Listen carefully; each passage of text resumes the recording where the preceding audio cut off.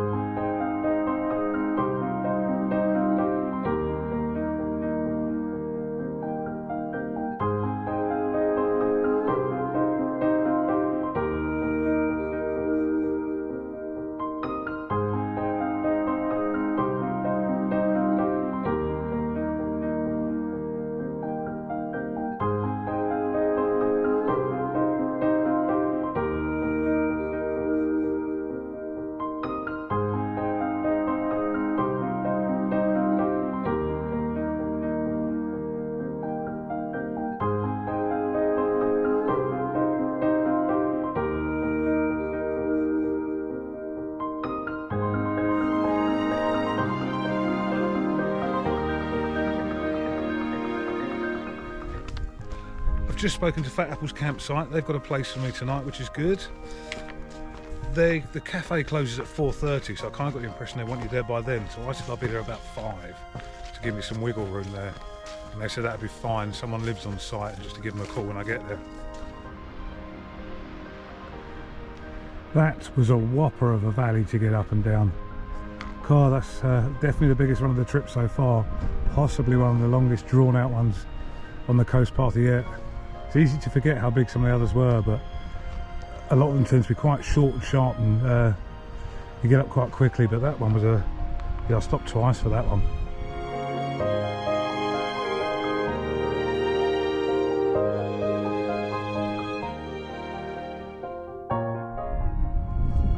I found a flat open bit.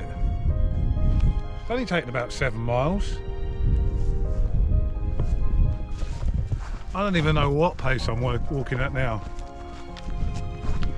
It's so slow.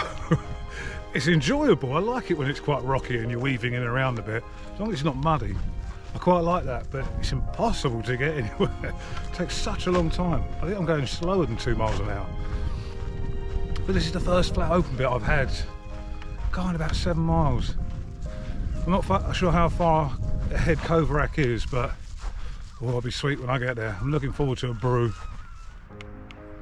Check that out. It's a lovely bay. It's nice to be a bit open ground to see the bays. It's not really see much of the sea because all you can see is just gorse really. But I think this must be about a mile out of Cadgwith now, just round the headland there.